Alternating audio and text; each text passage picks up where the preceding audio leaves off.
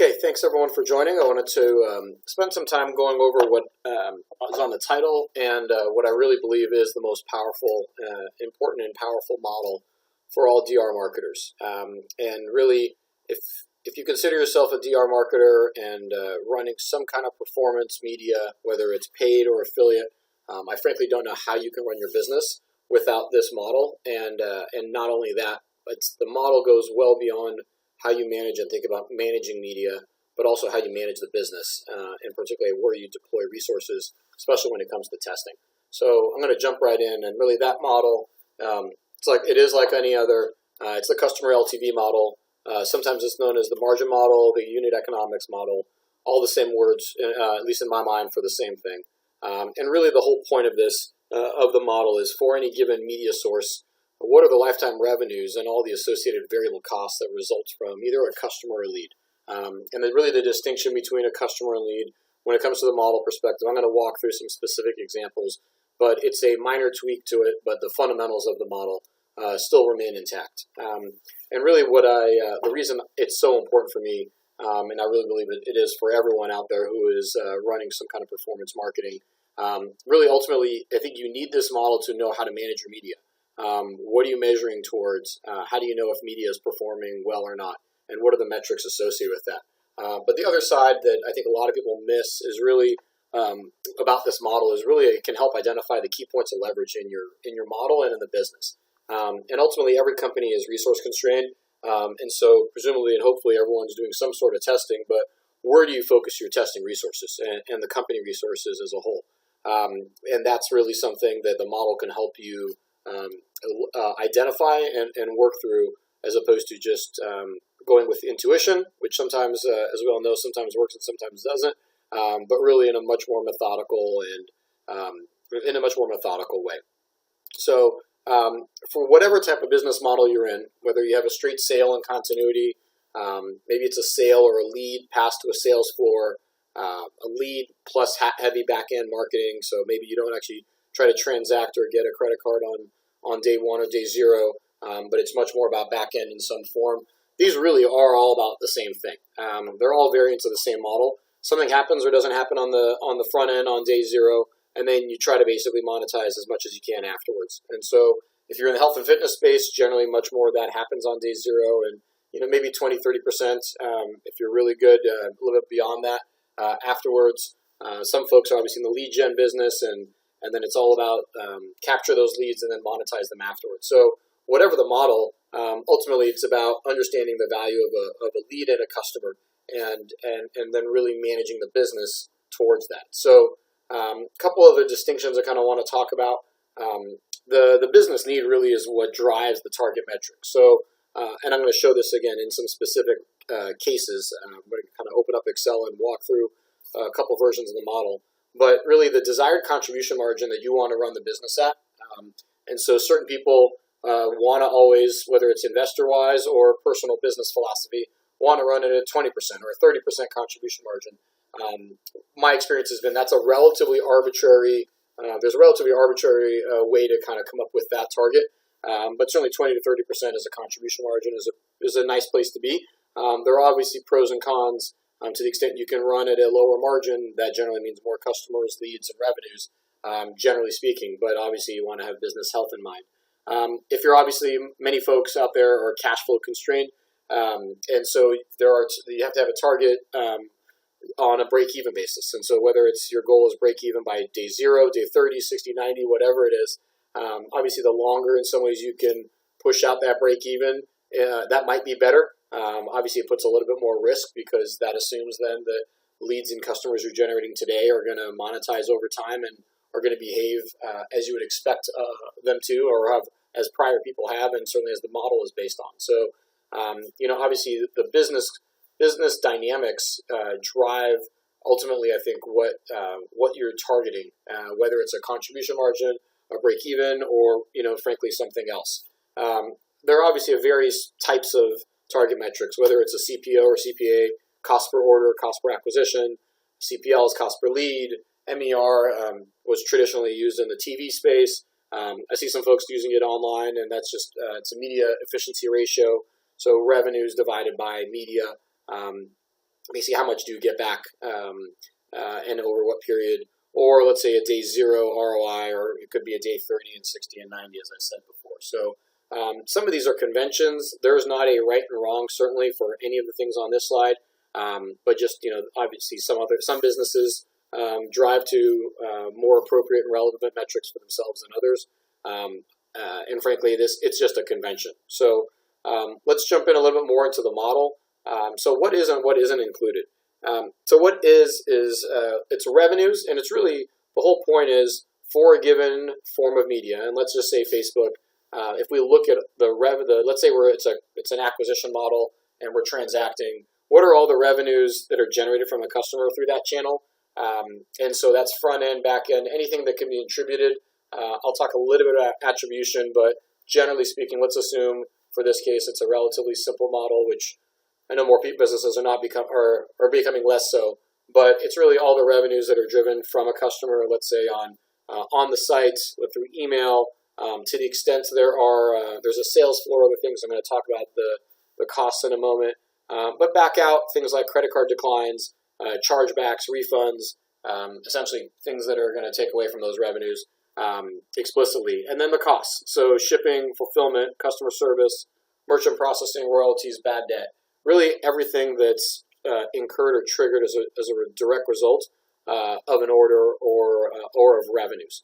And obviously, if you're in the physical product space, these are more relevant. If it's digital, there may be things like bandwidth. To the extent email, generally speaking, that's more of a fixed cost, and I'll talk about that in a moment.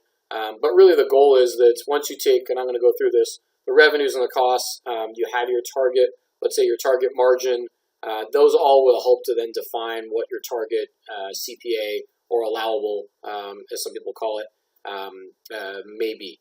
And so what isn't included in the model are fixed costs like G&A, headcount, rent, technology, product development. Really the idea here is these costs have all been incurred and generally speaking don't scale proportionate to revenues. And sure, at some point your revenues are going to trigger, let's say, more people or more technology, but the idea is that marginal customer, that next one or two customers and transactions, are they going to trigger necessarily more G&A or more product development? No, but it's those costs to the extent you get one more order, you're going to incur more shipping, more fulfillment, merchant processing, things like that. And so the idea is that the revenues are all the lifetime revenues, the costs are all the variable costs attributed to those orders. But things like that are G&A and that are fixed, those aren't included in the model. Oftentimes I get asked more about headcount than I do technology, about whether that's included. Frankly, both of them are forms of investment. And so, I would consider them from a model perspective about the same thing. So really now I want to jump into the model. And I think the easiest way to do it is to get into Excel and kind of walk through it, in varying forms of granularity. I can increase the size here a little bit. So let's look at it from a base model perspective. Really, this is a very, very simplistic model, right here. And I'm going to get to a little bit more complex ones. But the idea here is that here's the lifetime revenues, your cost. Let's assume it's $100 of revenues. The costs are $25. And so the gross margin or pre-media margin, the difference between those two is $75. And now let's say that the business goal here is a 30% profit margin, or contribution margin, I should say, because what will come after this are, G&A, all those things that we are not including. Those obviously on a P&L perspective are going to be included. So if the desired profit margin is 30%, then that means we want to make $30 for every $100 of revenue. So really the difference then between the 75 and the 30 is our $45, and that's the allowable, and that's our target CPA. And so it's a very, very simplistic model, but the idea here is that once we capture all the revenues and costs, have a sense of what our business goal is, then that actually helps to determine, and we basically back into that allowable and that target CPA. Now, let's look at it from a break-even perspective. So imagine instead of having a target percent that you want to break even by day 30. So I have different numbers, but again, the model is about the same here. So if on day 0 we generate $50 of revenue, $10 of costs, and $40 of margin there, and then on day 30 we generate another, or between day 0 and day 30 we generate another $20, and you can see $4 of costs and $16 of margin. Then the total here that we've generated by day 30, $70 of revenue and $56 of margin. So if we want to break even by day 30, that's the most we can spend. The $56 is the most we can spend to acquire a customer. Now, if we look at this on a day 0 basis, we've generated $40 of margin. That media cost is actually $56 because that happens on day 0. So we're actually at negative margin on day 0, but presumably we're expecting that we're going to get this revenue and these margin numbers in day 30, so that we'll be break even by day 30. Now, this isn't to say that we don't generate additional revenue, right? Very few businesses are going to expect to break even, and that's it. So in this case, just as an example, I said, let's imagine these additional revenues day 60, 90, and beyond. And so in total, we've generated $100 of revenue. That's what, $34 of revenue after day 30. And so our margin here is 79, but 56 obviously went to media. And so it actually turns out in this case that we got $23 of profit at a 22% margin. My point being that if you actually want to think about how to build your model so you have a 30-day break even, you got to look to see what happens in those first 30 days, and that's going to help define the target CPA for you, on which obviously is happening on day 0. And then you obviously want to build out the rest of the model to know what are you actually going to be generating over time, and what does the actual contribution margin look like. So now let's look at a pretty decent model here that is really the core structure of what I use. And so it's easier to start on the right side, and then I'll show on the left. But the left side basically are assumptions, and the right side is basically a little bit more detailed view of a P&L. Now, this isn't all this is really. I've taken this model and I've blown it out, and so we have revenues, costs, gross margin, profit, and an allowable. That's really what we have here. So I just have a buildup into net revenues. I have COGS. I separate out COGS from gross profit and these other expenses. This is an accounting convention. I'm not going to get caught up in that. However you want to define your some of these terms and things like gross margin and gross profit, you're free to do that however you want. But really the idea here is that I've broken out this. Imagine a business that generates revenues on the front end and has back end. In this case, I've got 2 continuity offers, and I've got a total P&L. So the actual numbers here are much less important than the structure and the approach towards this. But I basically got gross revenues to the extent customers can cancel before we ship. I'm showing that. If we have chargebacks and returns, that gets us to net revenue. Our product costs, all those expenses that I talked about in the PowerPoint, those are all captured here. And so we capture those both for the front end and for our continuity offers. Same thing, I've got net revenues. I've just kind of simplified it here for the continuities. Again, I'm assuming I'm in the physical product space with this model. And so I've got my product costs, the cost of shipping, maybe this second one, maybe this continuity is actually a digital product. And so it's a membership site, and so there is no shipping and fulfillment, but there is merchant processing. Let's say I've got royalties and customer service and things like that. So really, ultimately, what we end up with is a total P&L that captures the front end and back end. Again, it's just a more detailed version of the prior model. And so in this case, I've got front end contribution margin of $100. I had $186 of revenue. If I want to generate 30% margin on my revenues, that means I want to have a $56 margin. And so again, the math here, and just to show you this formula, this allowable is literally what's my margin before media and profit. So I have $107 essentially to quote unquote play with. If I need $56 of margin, that helps to define the difference between those two is my $51, and that's my allowable. That's how much I can afford to acquire a customer for. So really, all I've done here is just added more detail to the prior version of the model. Now, over here, I've got some assumptions, right? And this is presumably I've got an upsell flow, and so that's what I'm capturing here on the front end side. So this section here is for revenues, right? And so if I've got a base product, so notice that the model does not capture conversion rate on my site, but I'm capturing here conversion rate on orders. So that's really the percent of orders that have the base, the upsell, and so on. So let's say, imagine in this flow, I've got a base offer. Obviously, if anyone's ordering, 100% of people are getting that. I've got a price, shipping and handling, and here's my value per yes. Right here, I'm capturing my product costs associated with these, with each one of these SKUs. Let's imagine I have one upsell, and I may have an up. So if people say yes to this first upsell, I offer them that. If they say no, I offer them a downsell.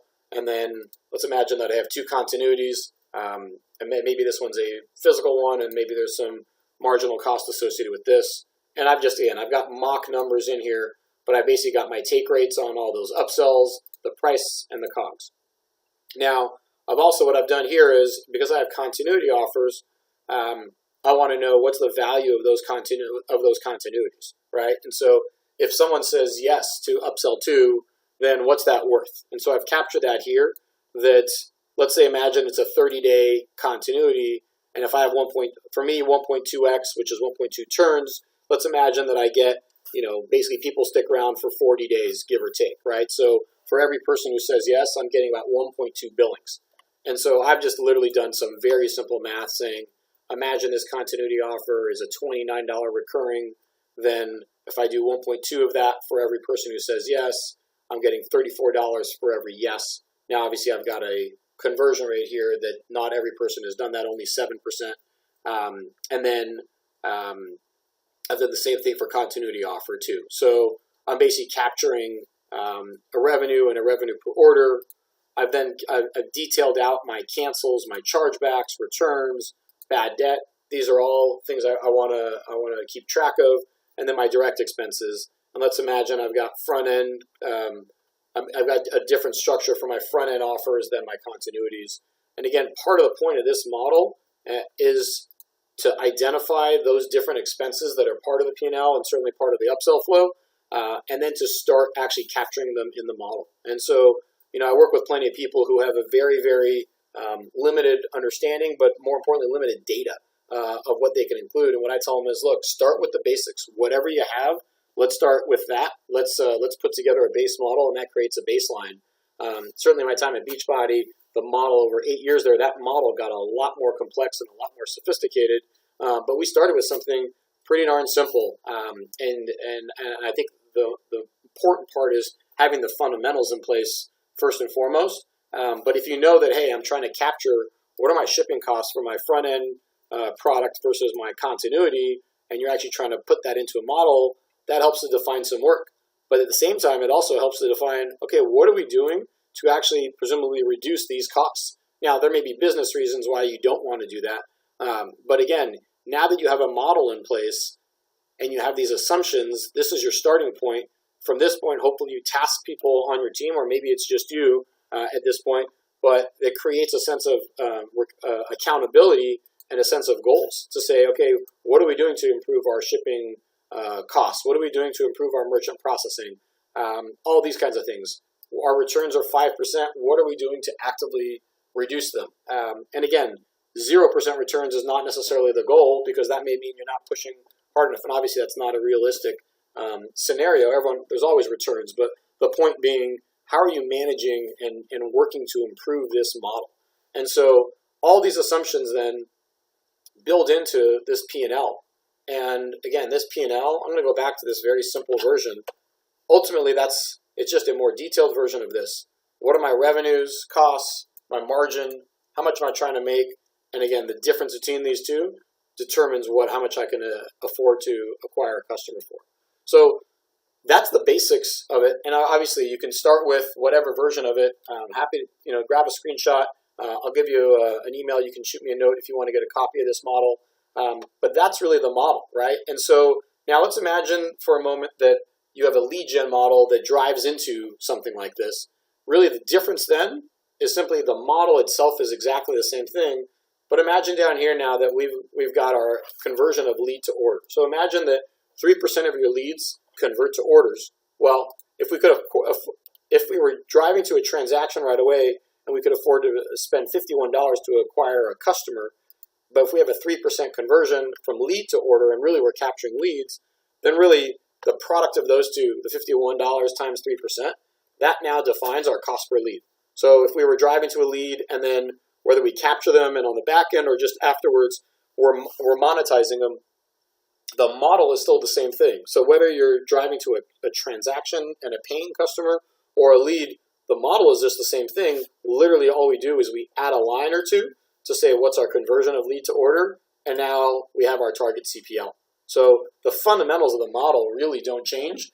It's literally just adding a couple steps to convert this from a customer transaction model to a lead gen model. A couple more points I want to make, and let me kind of show what this can look like. I work with some folks who have a webinar, and what they're doing is they're driving to a webinar registration.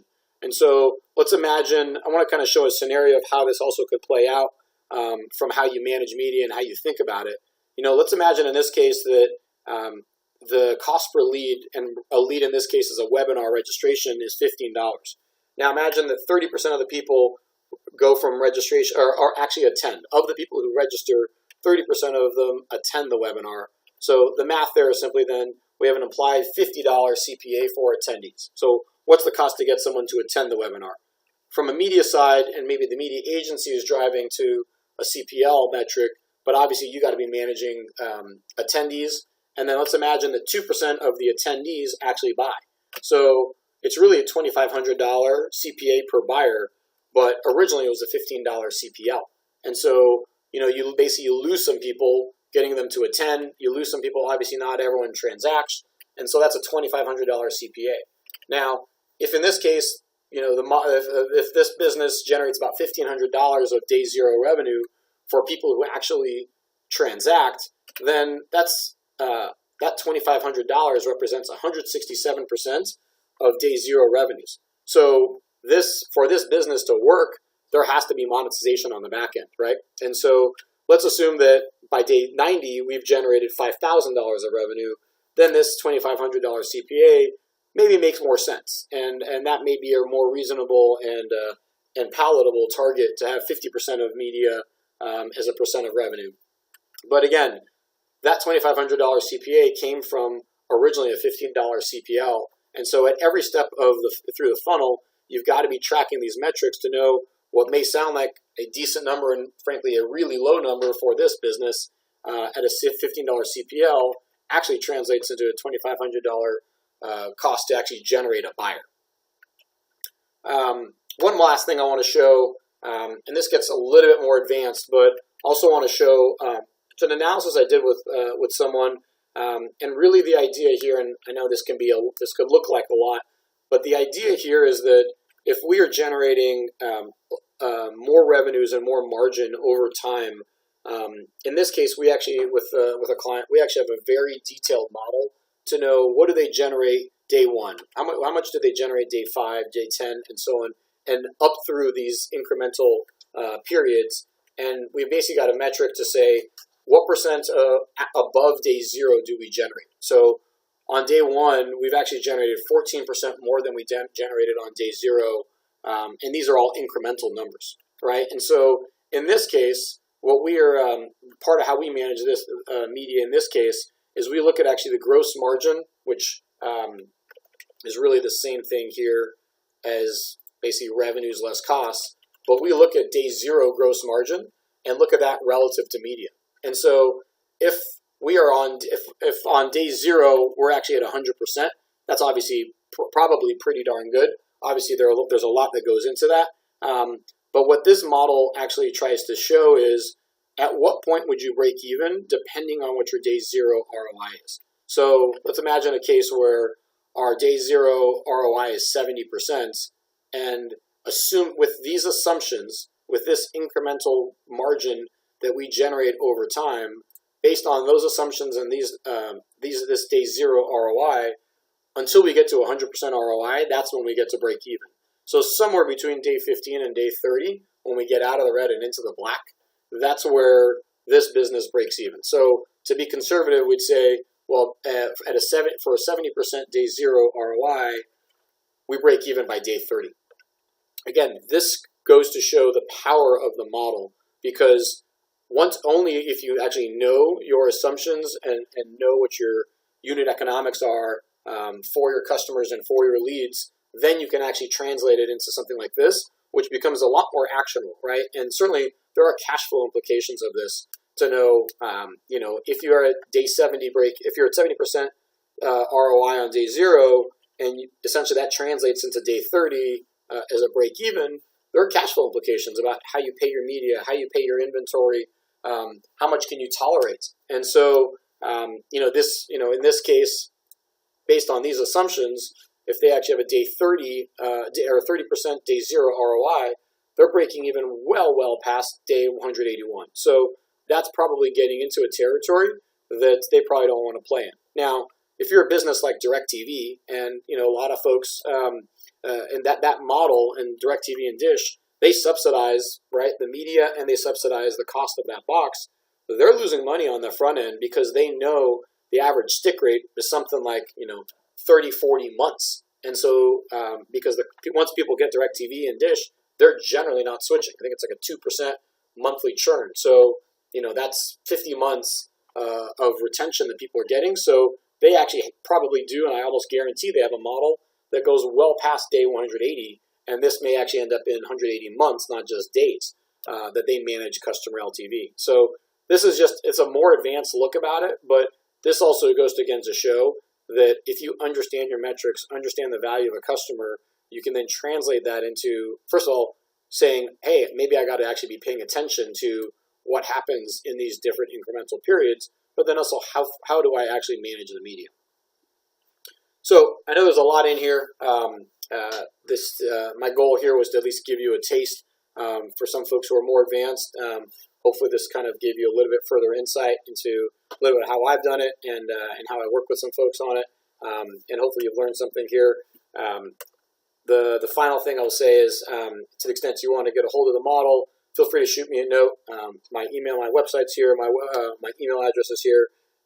Again, hopefully you got some value out of this. If there's certainly any questions, I can be reached pretty much through any of these places. And hope that's helpful. And that's it. Until next time, take care.